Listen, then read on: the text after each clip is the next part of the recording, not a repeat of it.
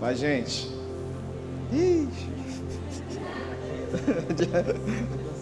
Estou cansado, eu sei, é a festividade, eu sei como é que é. Também eles já estão numa idade avançada, é complicado, eu sei. Eu nem vou falar de novo depois dessa aí. Vai que vem pior. Podeis assentar, porque pelo cansaço de vocês, eu quero que vocês descansem, né? Sabe o que eu acho legal? Que, pelo que eu percebi, a maioria não fala aqui, né? Com exceção da Vivian, que prega até nos Gideões. Mas vocês, eu percebi que poucos, eu acho que só tem oportunidade quando tem festividade e tal. E é legal que eles vêm aqui tremendo, né? Morrendo de vergonha. E assim, aquela risada de tipo assim... vai dar errado, né? E as amigas ali no primeiro e segundo banco, rachando o bico. E aí, vocês não ajudam em nada, gente. Oh, meu pai. E pra piorar, ainda filma a criatura passando vergonha aqui na frente. Não, meme total. Deus abençoe vocês, viu? Mas olha, eu cheguei aqui todo empolgado para pregar. Eu sou empolgado por natureza, né? Aí, quando logo que eu cheguei aqui, a tia Rosa falou assim: você não sabe quem veio? Eu já fiquei preocupado. Falei, foi a Vivian, né? Não, foi o tio. O tio é o meu professor de teologia desde que eu era moleque. Pastor, na hora eu já falei, eu acho que, é que assim, eu coloquei o carro lá de um jeito que não dava para sair mais. Aí eu falei, agora já era. Vocês não sabem como eu tô nervoso aqui. Eu tô rindo, mas é de nervoso. Deus te abençoe, meu pastor, meu professor Francisco, te amo. É assim, aquele professor amigo que, olha, não dá nem para contar a história que a gente tem junto. Deus te abençoe, viu, minha amiga Eliane? A gente cresceu junto na igreja e eu não tenho palavras para dizer para vocês o que ele significa na minha história de estudo teológico. O que eu tenho de teologia foi ele que me ensinou. Então eu tô tranquilo hoje, né? Tô de boa. E aí vem o Diego para piorar a situação. E aí eu descubro que uma Moisés e uma Berenice estão congregando assim. Quer dizer, uma Berenice, eu cresci no círculo de oração com ela pregando. Aí vem a Vivian e prega já metade do que eu vou pregar, acabou. Eu sinceramente, eu não sei se eu vou embora, se eu agradeço a oportunidade. Mas para não ficar nas minhas palavras, como diria o bom assembleano, deixa eu deixar alguma coisa com vocês aqui. Irmã, vai dando glória aí que hoje vai precisar. Diz o texto que vocês já leram exaustivamente, mas eu vou ler a perícope inteira até o final. Que nós é crente raiz. Vamos lá. Diz assim o texto: não acumulem para vocês tesouros na terra, onde a traça e a ferrugem destrói, e onde os ladrões arrombam e furtam. Mas acumulem para vocês tesouros no céu, onde a traça e a ferrugem não destroem, e os ladrões não arrombam nem furtam. Pois onde estiver o seu tesouro, aí também estará o seu coração. Os olhos são a candeia do corpo. Se os seus olhos forem bons, todo o seu corpo será cheio de luz. Mas se os seus olhos forem maus, todo o seu corpo será cheio de trevas. Portanto, se a luz que está dentro de você são trevas, que tremendas trevas são. Ninguém pode servir a dois senhores, pois odiará a um e amará o outro, ou se dedicará a um e desprezará o outro. Vocês não podem servir a Deus e ao dinheiro. Portanto, eu lhes digo, não se preocupem com suas próprias vidas, quanto ao que comer ou beber, nem com seus próprios corpos, quanto ao que vestir. Não é a vida mais importante que a comida e o corpo mais importante do que a roupa? Observe as aves do céu, não semeiam, nem colhem, nem armazenam em celeiros, contudo o Pai Celestial as alimenta. Não tem em vocês muito mais valor que elas? Quem de vocês, por mais que se preocupe, pode acrescentar uma hora que seja a sua vida? Por que vocês se preocupam com roupas? Vejam como crescem os lírios do campo. Eles não trabalham nem tecem. Contudo, eu lhes digo que nem Salomão, em todo o seu esplendor, vestiu-se como um deles. Se Deus veste assim a erva do campo, que hoje existe e amanhã é lançada ao fogo, não vestirá muito mais a vocês, homens de pequena fé. Portanto, não se preocupem dizendo o que vamos comer, ou o que vamos beber, ou o que vamos vestir. Pois os pagãos é quem corre atrás dessas coisas, mas o Pai Celestial sabe que vocês precisam delas.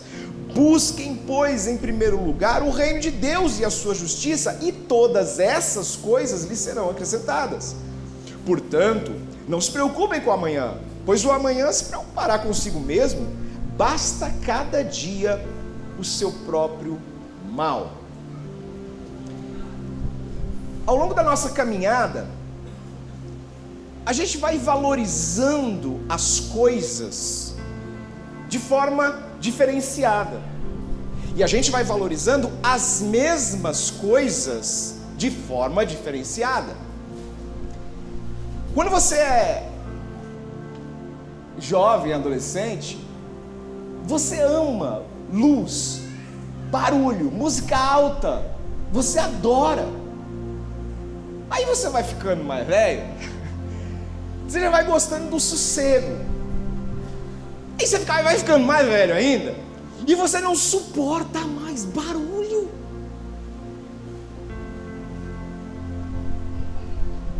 Porque quando você é jovem, você adora um movimento. Jovem que é crente, sexta-feira, depois da semana inteira de trabalho, alguém diz assim: vamos para a vigília? Opa! Primeiro Habib's, depois vigília. É tranquilo, é de boa. E sábado ainda passa o dia inteiro curtindo com os amigos da igreja. Agora, você vai ficando mais velho, essas coisas vão perdendo valor, porque você vai ficando mais cansado. Se bem que tem jovem que já chega nos eventos procurando, pelo amor de Deus, me dá um lugar para me encostar. E vocês têm cara que são aqueles jovens que chegam no evento e já procura a cadeira. Porque a gente valoriza as coisas ao longo do tempo de forma distinta. Então, quando você é jovem, você valoriza a beleza, é lógico. Ninguém quer pegar o feio na igreja. Pode rir, irmão, não é pecado não. E o feio vai sobrando.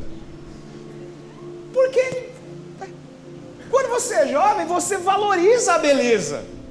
E eu acho que é por isso que Jesus vai falar de forma tão intencional sobre os olhos, sobre aquilo que a gente vê.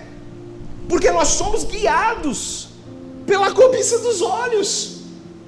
Então, quando a gente está na fase dos 17, 18, a gente não quer levar o mozão que dá vergonha nos esquemas. Eu vou entrar, mas você fica aqui fora, eu já vou. Não! Você quer levar o seu boy, que é o bonitão, que dá trabalho, que você morre de ciúmes. Porque nessa fase, você valoriza o que enche os teus olhos. Só que aí você vai ficando mais velho, e você começa a valorizar aquele que te respeita. Você começa a valorizar aquele que é o mais sábio. Você começa a valorizar aquele que pensa no futuro. Você começa a pensar em estabilidade. Começam a mudar os seus valores. O problema é que muita gente chega nessa fase, só que já casou com o feio, e não pensou nisso antes. E eu nem comecei a mensagem ainda, eu só queria dizer para vocês: cuidado com aquilo que vocês valorizam nessa fase pelos olhos, pela vista. Porque o feio pode ser o mais da hora da igreja.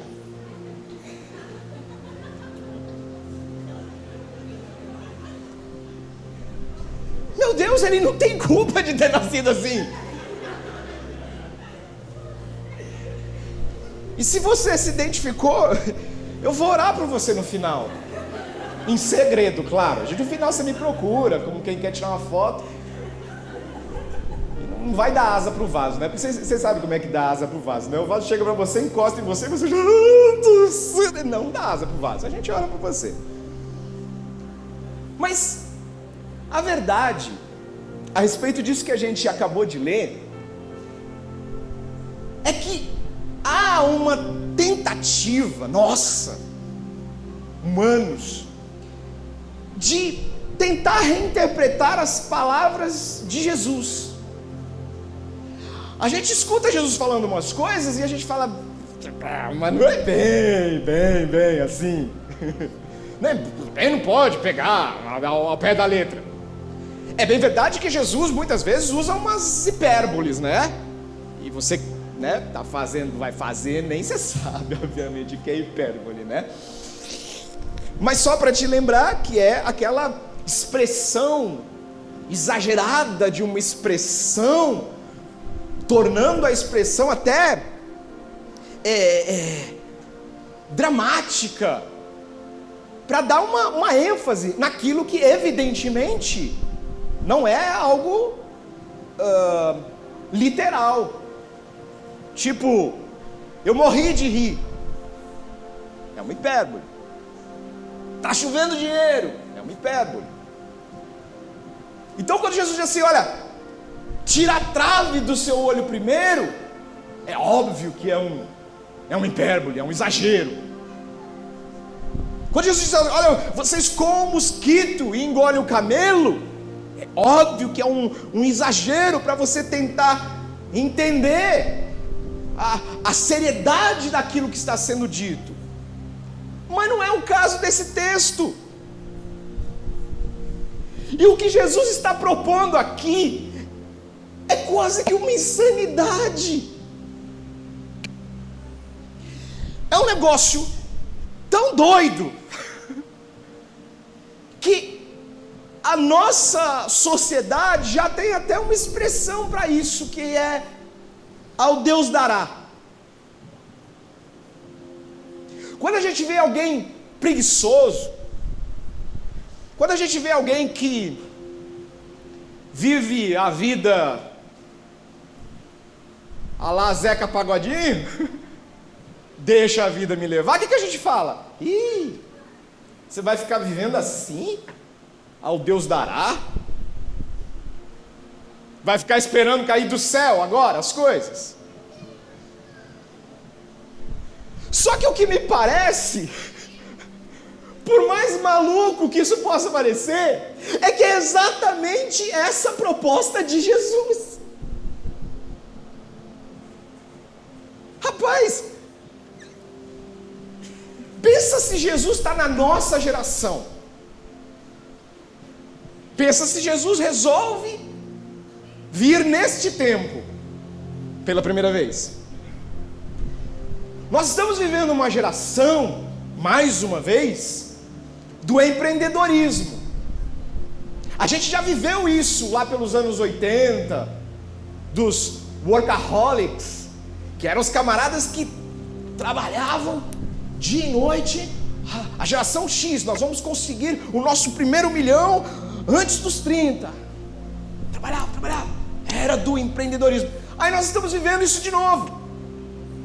Então, todos os dias você abre as suas redes sociais e você vai passando o seu feed, você vai ver no mínimo metade dele com mensagens motivacionais e sempre voltadas ao empreendedorismo. A gente vive a era do coaching. Você não precisa mais de relógio, seja você o seu relógio. Que profundidade! Você não precisa mais de condução, seja você a sua condução, conduza a sua vida. E a gente passa aquilo e fala, é mesmo? Eu não faço ideia do que isso quer dizer, mas é mesmo. Olha, aí você olha toda esse desespero por ganhar dinheiro, e ganhar dinheiro rápido e de forma fácil.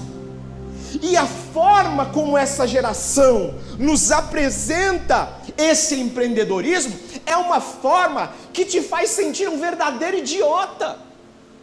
Porque o cara diz assim para você: você está trabalhando a sua vida inteira por um salário mínimo.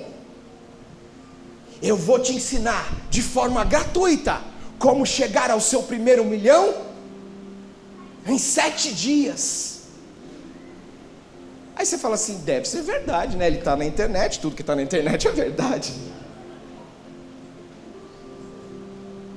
E você olha para si, você vê um cara que diz para você, a lá, Betina,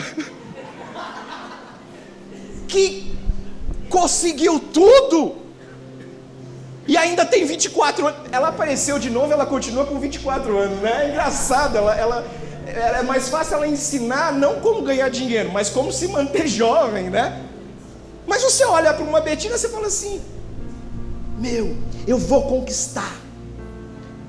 Eu vou conquistar. Ah, não, se ela conseguiu, eu vou conquistar também. Ah, o número 1, por favor. Você no McDonald's pedindo o seu. Não, o número 1, vê mais ketchup. Como é que uma pessoa que está pedindo um lanche no Mac, juntando as moedas, cara, olha para aquilo e se encanta? Porque essa geração vive assim. Só que Jesus propõe o seguinte: olha para o céu. Irmão, parece, eu sei que você vai se escandalizar com o que eu vou dizer, mas parece que Jesus está viajando, né? Porque ele fala, imagina, todo mundo preocupado com o que vai comer, com o que vai... Aí ele fala assim: não, olha para o céu, olha as aves, elas não fazem nada. E olha como Deus cuida delas. Imagina a Marta tendo essa conversa: não, Jesus, mas eu preciso fazer alguma coisa. O senhor não vê? A Maria, que essa folgada aí, fica sentada sem fazer nada. Não, mas eu preciso fazer, eu preciso cuidar. Se eu não cuidar, quem é que vai cuidar? Jesus fala: não, nada. Olha para as flores, olha para os lírios, como eles se vestem bem.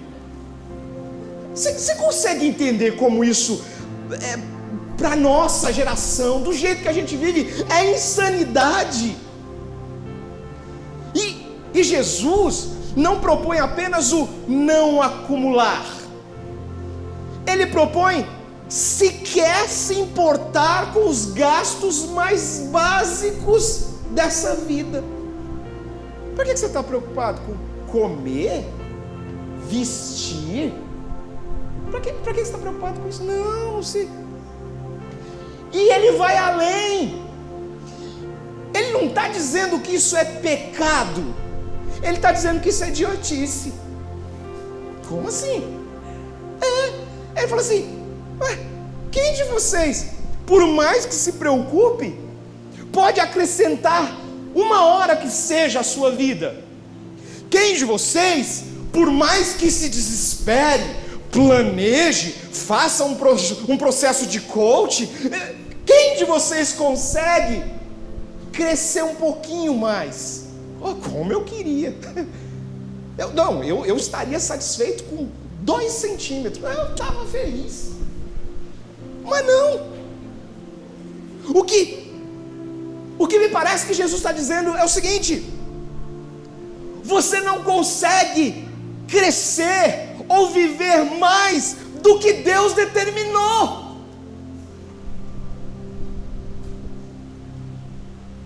Se Deus determinou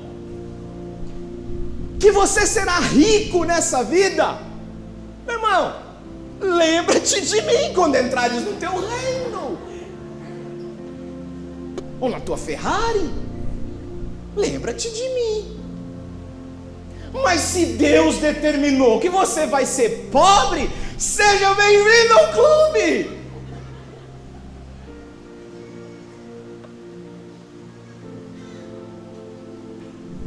Sabe por quê? Porque é ilusão acreditar que o que te sustenta é o teu trabalho. É ilusório. A gente entra em desespero quando é mandado embora. E ô situação ruim. Ser mandado embora é a coisa mais... Olha, é quase tão ruim quanto tomar uma bota. É quase. É muito ruim ser mandado embora. Ah, o problema não é você, sou eu. Ah. Pelo menos seja mais honesta, né? Aí, o apóstolo Paulo vai dizer em 1 Coríntios 7,30 o seguinte: olha, os que compram algo, vivam como se nada possuíssem. Os que usam as coisas do mundo como se não as usassem, porque a forma presente deste mundo está passando. O que eu entendo que o apóstolo está dizendo é o seguinte: vivam como se as coisas fossem apenas coisas, e mais, passageiras. E isso se torna um desafio numa sociedade que precisa do último celular. Não é que eu estou precisando, sabe, Diego? É que a fulana tem. É que o fulano tem. Só que quando você olha, você não precisa olhar para a África, você não precisa olhar para as guerras. Quando você olha aqui no bairro, você vai perceber que tem gente passando fome.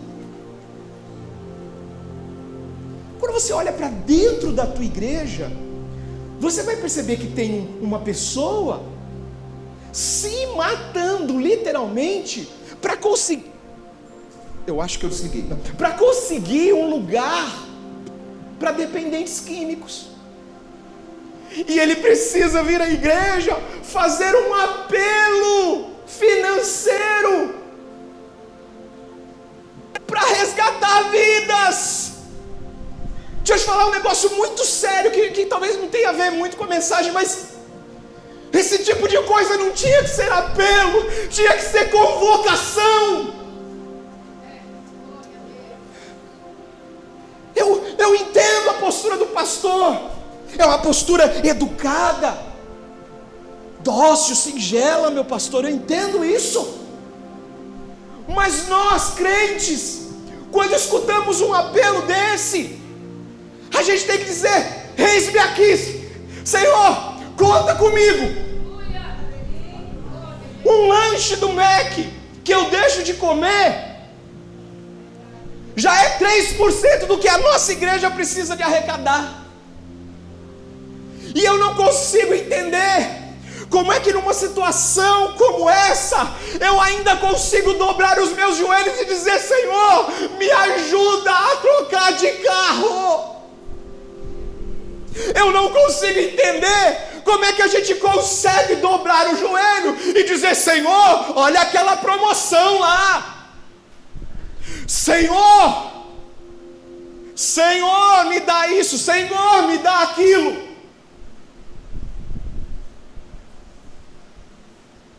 Portanto, o que Jesus está falando nesse texto, ele está tão longe da nossa realidade, que a gente precisa colocar, como bem disse alguém aqui, a nossa cachola para pensar. A gente precisa olhar para o texto e falar assim: peraí, tem alguma coisa a mais aqui, não pode ser só isso. Portanto, siga o conselho de Jesus, busque primeiro o reino de Deus, porque todas estas coisas, quais estas? As anteriores, isso é português básico. Estas coisas, comer, vestir,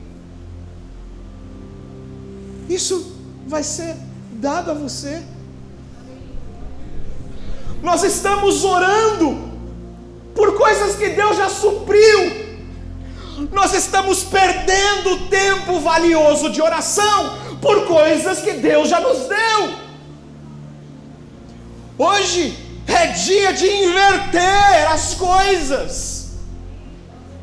Tira essa oração mesquinha, essa oração gananciosa, essa oração carnal. Arranca ela e traz essa daqui, que é pelo reino. Deus, olha aqueles sírios que decidiram te servir e agora estão presos. Deus, olha aquele missionário. Eu cresci com gente que foi estudar teologia e pastores disseram para ele assim: por que você vai fazer isso? Vai fazer uma coisa que vai te dar um futuro. Teologia não dá futuro para ninguém, não.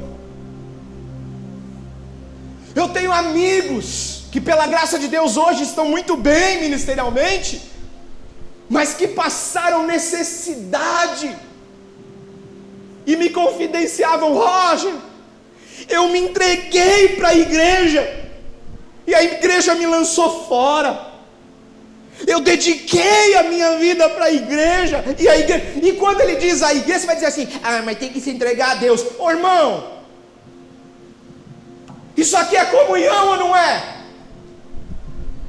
Se tem uma partezinha do teu corpo que está sofrendo, você não vai olhar para ela e dizer assim: ô rim, não, fica tranquilo, fica de boa, rim, não precisa nem doer, tem outro, para que você está aí reclamando?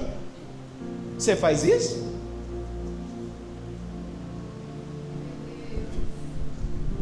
Se a manicure estraga uma unha sua, você entra em desespero, você vai para o jejum, você vai para o joelho.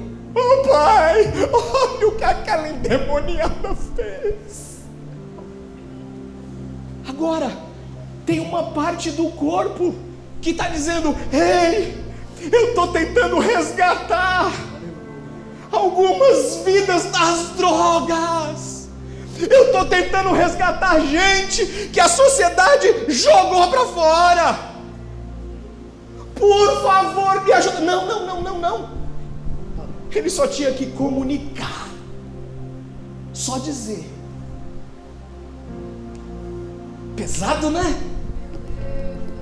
É por isso que eu começo rindo, sabe por quê? Porque o Senhor sempre me leva para esse lado. E eu falei: Jesus, pelo menos uma vez na vida, me dá o dom do Fiuza, só para eu sair tacando fogo na igreja, a gente sair rodando, pelo menos uma vez. Graças a Deus, Jesus não ouve essas orações bestas.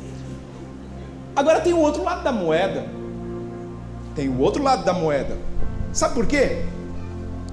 Porque se há um imperativo negativo, Enem de novo, para as coisas terrenas, há um imperativo afirmativo para as coisas celestiais. Do mesmo lado que tem o imperativo negativo dizendo: não acumulem aqui na terra, há um imperativo afirmativo dizendo: acumulem no céu. Aí eu li isso, e confesso que eu li só porque vocês tinham a festa. Porque a gente é assim, a gente não. As pessoas olham pra gente: deve viver no monte orando, lendo. Nada, eu só li porque vocês inventaram essa festa. E obrigado por isso, que agora eu sou mais crente, porque eu já percebi que eu estava no caminho errado. Eu falei: Senhor, tá bom, então eu vou acumular no céu. Mas qual que é a moeda aí no céu, Jesus? Porque aqui eu sei qual é. Aqui é o dólar. Aí eu não sei se o dólar está bem valorizado. Então qual que é a moeda do céu? E dá para fazer até um hino pentecostal: a moeda do céu. Eita! Com o Anderson Freitas. Anderson Freire, dá certinho para ele, vou mandar para ele. Aí eu, como bom assembleano crente, pastor Francisco, separei, obviamente, 7 moedas, claro, né? Porque 7 é o número pans de Deus. Então vamos lá. Qual é a primeira moeda que eu entendo que tem valor no céu? Aí você vai lá para 1 Pedro 1, 18 e 19 e diz assim: sabendo que não foi com coisas corruptíveis, como prata ou ouro, que foste resgatados da vossa vã maneira de viver, que por tradição recebestes dos vossos pais, mas com o precioso sangue de Cristo, como de um cordeiro imaculado e incontaminado. Nesse mundo, você só é alguém se você tiver dinheiro. No céu, você só é alguém se tiver sangue de Cristo como passaporte. Se um anjo te parar, você já sabe, o passaporte está aqui, carimbado pelo sangue de Jesus. A gente precisa voltar a valorizar a morte de Jesus. A gente morre de medo dos católicos com o crucifixo. Meu Deus, a gente vai até o sinal da cruz. Um Jesus morto. E aí a gente para de olhar para a morte de Cristo. Ei, quando você estiver na ceia, quando você estiver mastigando pão, cada mastigada daquela reflete como nosso Senhor Jesus foi moído. Vai mastigando e vai refletindo. Quando você tomar aquele suco de uva, lembre do sangue derramado para a glória de Deus Pai. Portanto, a primeira moeda que tem valor e que você precisa é o sangue de Jesus. E eu não sei se você entrou nessa noite aqui e você ainda não conhece Jesus, mas se você está vivendo uma vida sem o sangue de Jesus nos umbrais da sua porta, te aconselho a recebê-lo como seu Senhor e Salvador. A segunda moeda que eu vi que tem valor no céu, ou tem um valor eterno, está em Provérbios 20:15, diz assim: há ouro e abundância de rubis, mas os lábios do conhecimento são joia preciosa. Você precisa de conhecimento para poder ser relevante. Nós estamos numa sociedade que cobra da gente até uma pregação performática. Quando se vai pregar a palavra hoje nessa geração, se você erra os plurais, tem alguém que já está olhando e falando: ixi, não tem muito valor isso aí que ele está falando não, o cara não sabe nem falar. Mas a gente precisa de conhecimento, não é para esnobar, nós precisamos de conhecimento para estar no meio deles. Agora, meu irmão, o camarada chega para você e diz assim: e aí, você viu o Brasileirão? Aí você diz assim: não, eu sou crente para a glória do nome do Senhor Jesus, não vejo essas coisas mundanas. Ai, vagabundo de ser besta, meu. Por que eu estou falando isso? Porque a gente adquire conhecimento e se fecha num mundinho alienado e afasta aqueles que mais precisam saber quem é o Senhor. Mas como saberão se não há quem explique? Mas como eles vão saber que Jesus é o Senhor se a gente se afasta deles? Porque temos o nosso conhecimento, temos o nosso linguajar. Ei vaso, ei tocha, como é que foi aquele manto? O céu estava de bronze e os vasos começaram a rodar. Francisco me conta que chegou uma vez um irmão lá na casa dos pais dele, disse assim: o irmão falando, mandaram eu vir aqui trazer os vasos. O seu pai, né, falaram isso. Ele falou assim: tá, pode trazer. É lógico que ele estava pensando que era um vaso. Porque a gente tem o nosso mundo, o nosso jeito de falar, o nosso jeito de se vestir, o nosso jeito de se comportar, e aí a gente vai...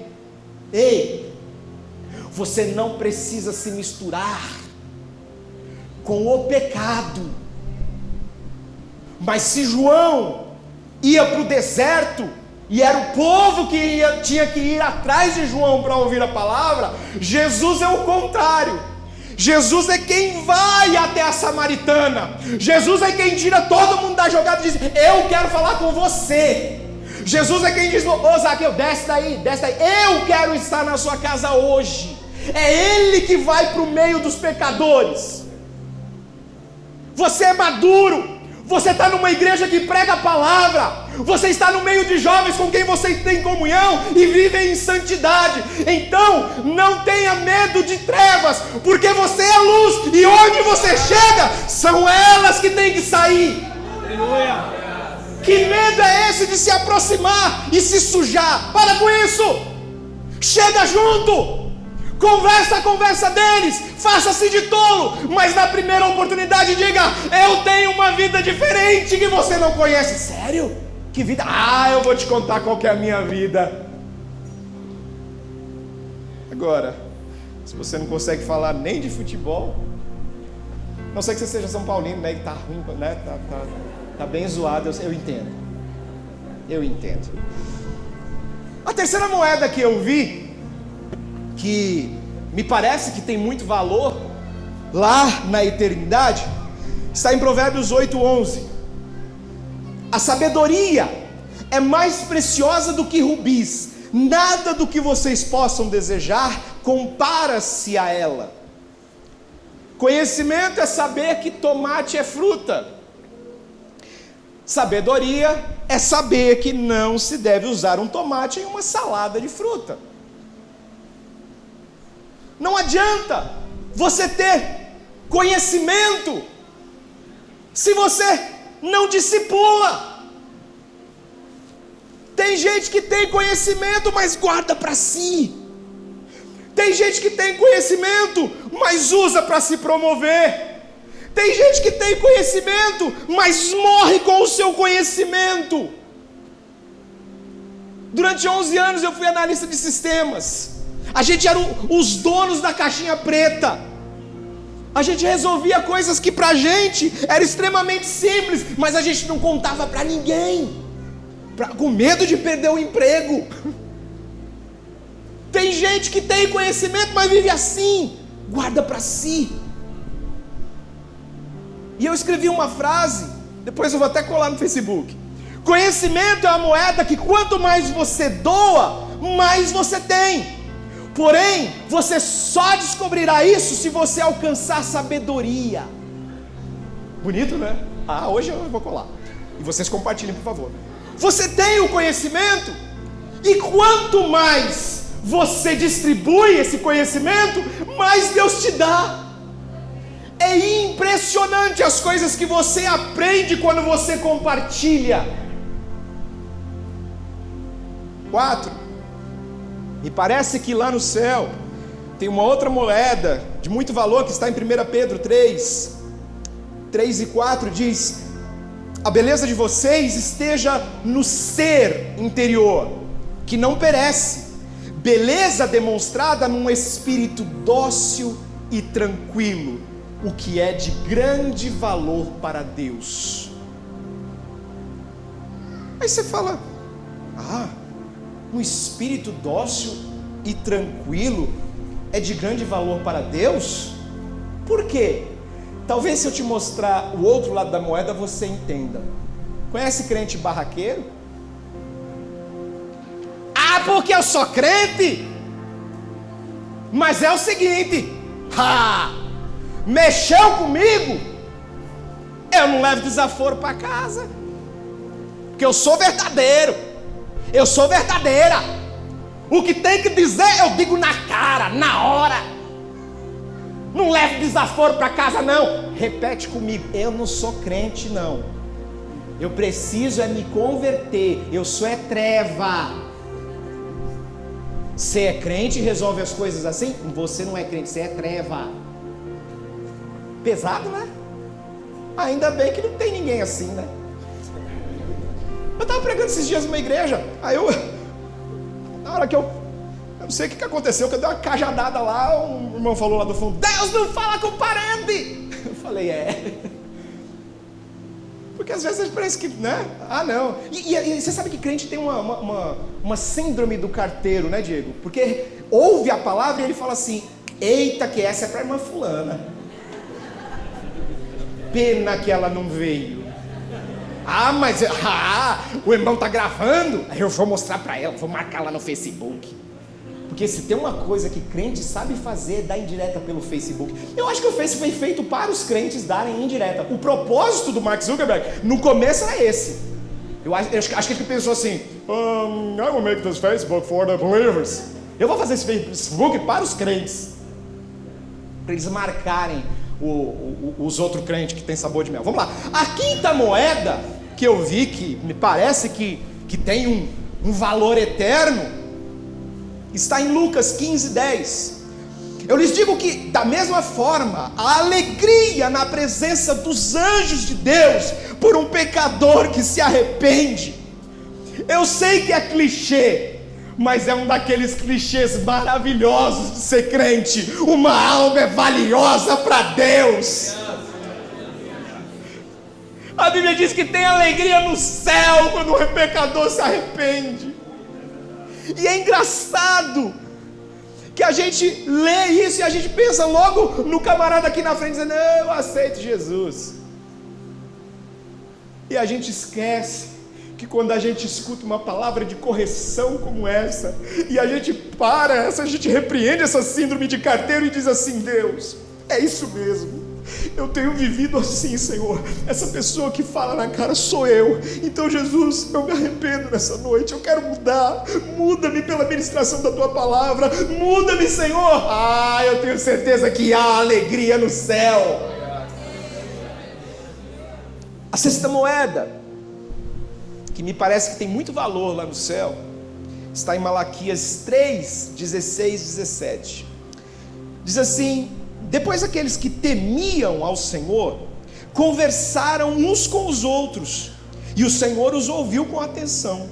Foi escrito um livro como memorial na sua presença acerca dos que temiam ao Senhor e honravam o seu nome.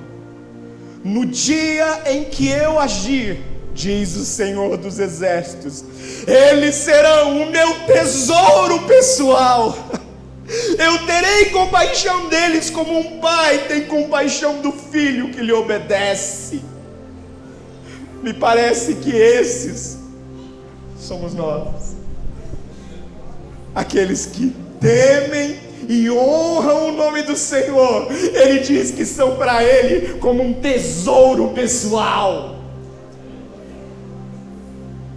Eu tenho brigado muito, você não faz ideia, contra essas musiquinhas que Deus vai te honrar. E eu tenho apanhado muito, porque eu não consigo acreditar que com a vida que a gente leva, distante muitas vezes do caminho do Senhor, trocando os pés pelas mãos, orando pouco, evangelizando pouco, cuidando pouco de órfão e viúva quando se cuida. Eu não consigo acreditar que uma igreja que vive assim, Deus olha lá do céu e diz assim: mas eu vou te honrar. Eu não consigo ver isso.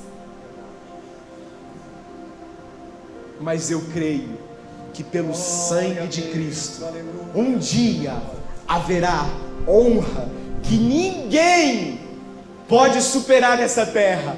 É a honra de chegar ali e poder ouvir: vinde benditos de meu Pai. Isso sim é honra. Portanto, a sexta moeda de valor é temer e honrar ao Senhor. E eu finalizo dizendo a você que a sétima moeda que tem valor eterno está em 1 Pedro 1, 6 e 7. Nisso vocês exultam, ainda que agora, por um pouco de tempo, devam ser entristecidos por todo tipo de provação. Assim acontece, para que fique comprovado que a fé que vocês têm, muito mais valiosa do que o ouro que perece, mesmo que refinado pelo fogo, é genuína e resultará em louvor e glória e honra quando Jesus Cristo for revelado. Sabe o que tem valor eterno? É uma fé provada. Você está vivendo a sua vida normalmente, e chegou o momento que Jesus requer a sua fé. E aí você apresenta: Senhor, eis aqui a minha fé. E Jesus pega e diz assim: mas essa moeda aqui não está carimbada pelo céu. Essa sua fé aqui, ela não tem o selo de autenticidade do céu. Essa moeda aqui, ela me parece que foi uma cópia, ela foi falsificada.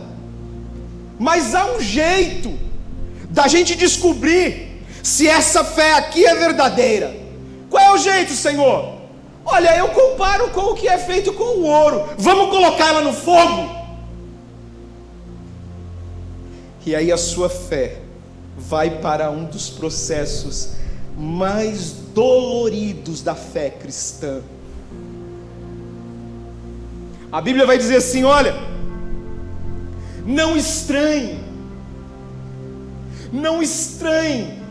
se vocês forem provados, como se um fogo ardente estivessem consumindo vocês. Sabe por quê? Porque é esse o processo de autenticação da sua fé, é fogo. E o fogo, ele vai destruindo tudo aquilo que não é verdadeiro. Parece com fé, mas não é fé, é autoconfiança. Parece fé, mas não é fé. São palavras positivas. Parece fé, mas não é fé. É crença na oração da mãe. Parece fé, mas não é. Vamos pôr no fogo. E aí vem o fogo. E aí a sua fé é provada. E finalmente você pode apresentar para o Senhor fé genuína, mas vai doer. O texto é muito claro. Nisso vocês exultam, ainda que por agora, por um tempo, devam ser entristecidos. Me desculpa, mas a história, o tempo, a experiência, a Bíblia vai me dizer que a única forma de provar a nossa fé é através da dor. Eu não consigo entender como a gente ainda continua se reunindo, mesmo a Bíblia dizendo para não estranhar, e a gente continua se reunindo, pregando contra os problemas. Não, mas Deus vai resolver o seu problema. É o Senhor colocando você dentro da fornalha, e você saindo dizendo: não, Senhor, me tira daí, me tira daí. É o Senhor te empurrando: não, a sua fé vai ser provada. Entra, e você diz: não, eu repreendo em nome de Jesus. Deus está querendo provar a tua fé, e enquanto você não fizer a oração de Maria e disser: Senhor, cumpre em mim o teu querer, para que você está fugindo disso? A minha mãe tem uma frase maravilhosa que eu amo: filho, não dá para pular etapas. Não dá para pular etapas. A sua fé precisa ser provada. Portanto, veja a palavra do Senhor nessa noite para você. Olha para os passarinhos, não fazem nada, e o Senhor cuida deles. Olha para os lírios, ninguém se veste tão bem quanto eles. Feche os seus olhos, baixe sua cabeça, eu quero orar por você.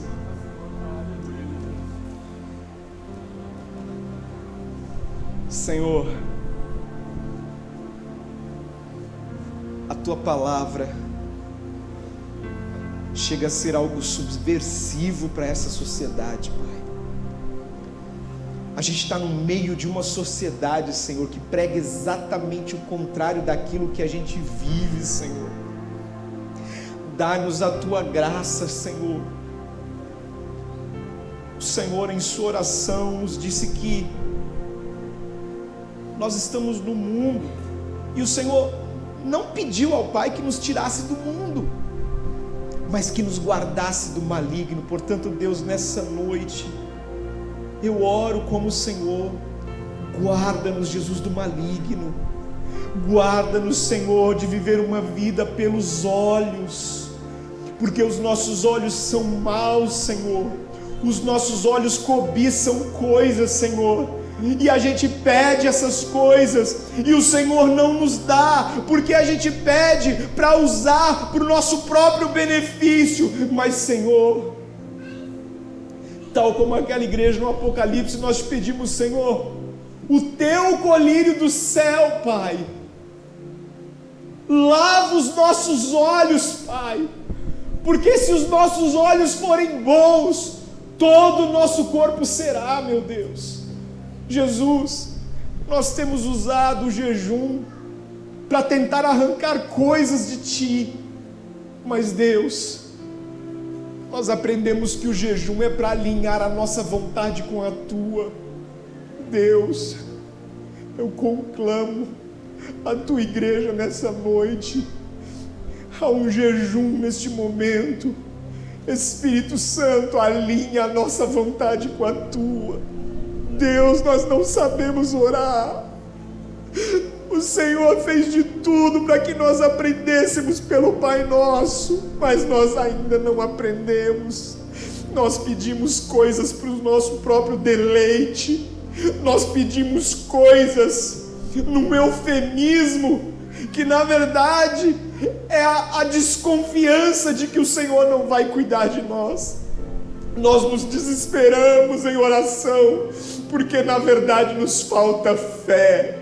Pai, nós pedimos humildemente nessa noite, acrescenta-nos a fé, Senhor, acrescenta-nos a fé. Só o Teu Espírito Santo pode imprimir dentro de nós a fé para a salvação, a fé que nos faz crer que o amanhã pertence ao Senhor. Deus, acalma o coração daquele Teu filho que entrou aqui preocupado com o dia de amanhã.